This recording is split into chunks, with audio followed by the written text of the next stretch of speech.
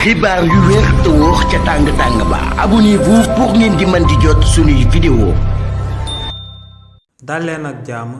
seen bi di Buzz 221D ki di professeur Mouhamadou Mounir Sy di akub enseignant chercheur constitutionnaliste biir université Cheikh Anta Diop bu Dakar yëkkati na ay kàddu daal di koy jëmale ci liñ nama ibbiwaat dossier judiciaire bi nga xam ne moom mooy jaar ci diggante kii di Mame Mbaye Niang ak premier ministre bii di Ousmane Sonko. si li ni mel buñ sukkandikoo ci kii di Mouhamadou Mounir Sy ne lu leer ba am moom mooy que ne procès bi nga xam ne moom moo jaaroon ci diggante premier ministre bii di Ousmane Sonko ak kii di Mame Mbaye Niang ne procès boobee jeex na bëy wees na mbuus kenn mënu ko wala waru koo ibbiwaat ci réewu Sénégal te ne luy firndeel kàddoom yooyee moom mooy que ne ci procès bi nga xam ne moom moo doon jaar ci diggante premier ministre bii di Ousmane Sonko ak Mame Mbaye Niang ne procédure yépp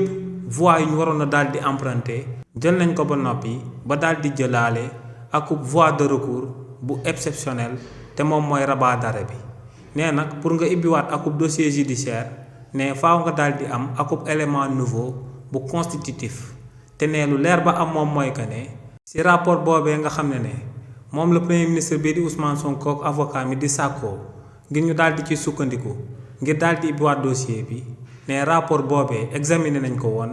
ci biir procès yi ñu daan amal jëmale ko ci coow li nga xam ne moom moo jaaroon ci diggante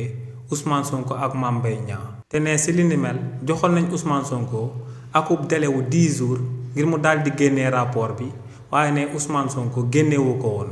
nee nag moom moo xam amaana lu sabab mu amaloon li ni mel waaye ne rapport boobee évoqué woon nañ ko ci procès yi donc ne li ni mel day daal di firndeel que ne munta daal di nekkaat élément nouveau boo xam ne war naa mën a daal di sabab ñu daal di ibbiwaat dossier bi nga xam ne moom moo jaar ci diggante